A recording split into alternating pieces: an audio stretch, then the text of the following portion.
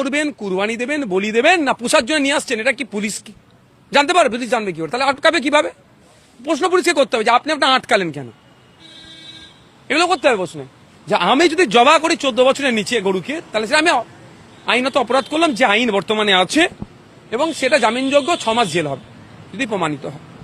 শুধু এইগুলো সিস্টেম, এগুলো জানতে হবে পাবলিকে। অহেতুক একটা আতঙ্কের পরিবেশ তৈরি করা হচ্ছে। কোন জায়গায় গরুহাট বন্ধ করার নির্দেশ প্রশাসন থেকে দিয়েছে? যদি কোনো দেয়া থাকে, তার যে প্রশাসন দিয়ে তাকে বলবে একটা রিটার্ন চাইতে, এটা আমি আটকাতে পারে না। আরে গরু এটা বিজনেস, কেউ নিয়ে গিয়ে বা হাট থেকে কিনে নিয়ে গিয়ে সে গরুর থেকে সে দুধ বার করে বিক্রি করবে, সে নিয়ে যেতে পারবে না? এটা কোনো কথা হলো? সে নিয়ে যে 4টে নাঙল দিয়ে হবে গরুকে দিয়ে, সে নিয়ে যেতে পারবে না?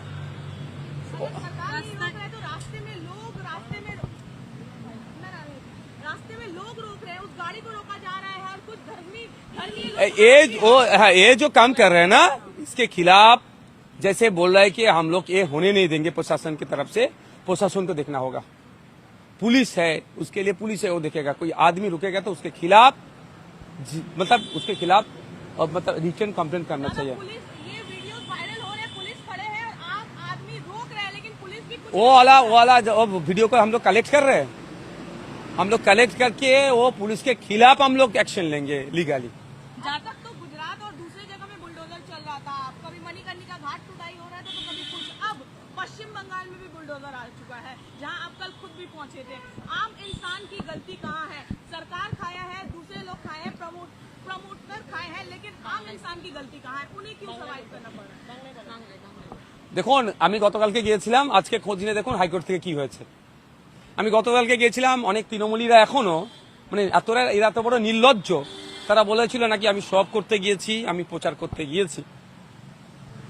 গতকালকে গিয়েছি, কথা বলেছি, কাগজপত্র ওদের হাত থেকে নিয়েছি, সন্ধ্যায় কলকাতা হাইকোর্টে এসেছি, সিনিয়র মোস্ট অ্যাডভোকেট বিকাশ স্যারের সাথে কথা বলেছি। আজকে বিকাশ স্যার দাঁড়িয়েছিলেন, স্টে করিয়ে দিয়েছি। দেখুন, ইললিগাল কনস্ট্রাকশনের পক্ষে আমি নয়, কিন্তু ইললিগাল কনস্ট্রাকশনকে ভাঙতে গেলে ইললিগাল ওয়েতে ভাঙলে আমি ছাড়বো না।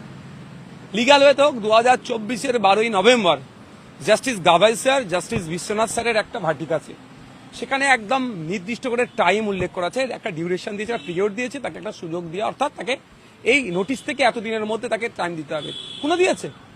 যেটা তফসিয়াতের ক্ষেত্রে হয়েছে, সেটা ওদের নোটিশ পায়নি, ওদের রিলেটিভরা ভিডিও দেখেছে, ওদেরকে পাঠিয়েছে, তোদের ঘর ভাঙছে, ভাবতে পেরেছেন?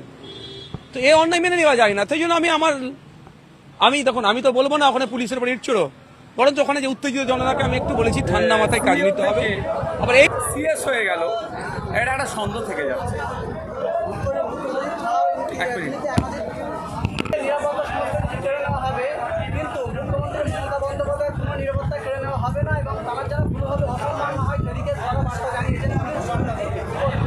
আপনার কোশ্চেনটা কি বলুন এর মধ্যে থেকে? আমিও তো এটা জানি। কোশ্চেন কি? আপনি এখান থেকে কোশ্চেন কি করতে চাইছেন বলেন? প্রশ্ন হলো, একদিকে অভিষেক বন্দ্যোপাধ্যায় নিরাপত্তা স্থগিত করে নেওয়া হয়েছে, অথচ মুখ্যমন্ত্রী বলায় তার কি তরফ উঠেছে? না, দেখুন, আমরা যুক্তরাষ্ট্রীয় পরিকাঠামোতে আছি, প্রত্যেকের রেসপেক্ট আছে। ফরমার চিফ মিনিস্টারের যে ক্যাটাগরি সিকিউরিটি প্রোভাইড করা দরকার, তাকে সে প্রোভাইড করতে হবে। নওশাদ সিদ্দিকী এমএলএ হিসাবে যে নিরাপত্তা পাওয়ার দরকার, সেটা কিন্তু মমতা ব্যানার্জি দেয়নি, ফলে কোর্টে গিয়ে নিতে হয়েছে। দ্বিতীয় কথা, একজন এমপি হিসাবে যে নিরাপত্তা পাওয়া দরকার, সেটা তাকে দিতেই হবে। অভিষেক বাবুর ক্ষেত্রে সেটা হয়েছে। এবার নতুন একটা রাগ আছে, আমি আপনি সবাই জানেন, এটা ওপেন সিক্রেট, যে অভিষেক বাবুর সাথে শুভেন্দু অধিকারী একটা নতুন আঁচকি আছে। এই সুযোগ তিনি পেয়েছেন, কাজে লাগাচ্ছেন। এটাও অভিযোগ ছিল শুভেন্দু বাবুকে নাকি দীর্ঘক্ষণ কলকাতাতে সিগন্যালে দাঁড় করিয়ে রেখে দিত, তখন ওরা সুযোগ পেত। তবে এই রাজনীতিতে আমি নাই। আমি এতটুকু শুধু বলতে চাই যে সংবিধান প্রদত্ত যে অধিকারগুলো আছে সুনিশ্চিত করা, অভিষেকবাবু মমতা ব্যানার্জি নয়, পশ্চিমবাংলার প্রতিটা নাগরিক যাতে নিরাপদে থাকে, সেটা দেখার দায়িত্ব বর্তমান মুখ্যমন্ত্রী শুভেন্দু অধিকারী মহাশয়ের। সুতরাং কার নিরাপত্তা কমলো, কার নিরাপত্তা সেম থাকলো, কার নিরাপত্তা বাড়লো, তা বিবেচ্য নয়। বিবেচনার মধ্যে থাকবে প্রত্যেকটা নাগরিক যেন নিরাপদে থাকে। বলছি, ক্যানিংপুরের মাটিতে যে আইএসএফ টানা 15 বছর ধরে তাদের ফ্ল্যাগ মারতে যথেষ্টভাবে ব্যর্থ হয়েছে, সেখানে দাঁড়িয়ে বিজেপি ক্ষমতা এসে আবার একই গল্প যে কালিমপুরের মাটিতে বিজেপির দলীয় পতাকা ছাড়া অন্য কোনো দলীয় পতাকা না যেন সেখানে প্রতিষ্ঠিত হয়, কি বলবেন? সবার প্রশ্নের উত্তর দিতে হবে। এখন নেতা সাজছে তো নাম কামাতে হবে, এই জন্য একটা দুটো কথা বলতে হবে, ভাইরাল হতে হবে, বড় নেতা হওয়ার শখ দেখেছে। এতটুকু শুধু বলতে চাই, আইনের ঊর্ধ্বে কেউ নয়, সে বিজেপি হোক আর তৃণমূল হোক আর যে কেউ। পশ্চিমবাংলার বিভিন্ন জায়গায় আইএসএফের পতাকা আস্তে আস্তে উঠতে শুরু করেছে, আগামী দিনে উঠবে। বাংলা বলতে বড় চট্টোপাধ্যায় কী কারণে হয়েছে ভাই?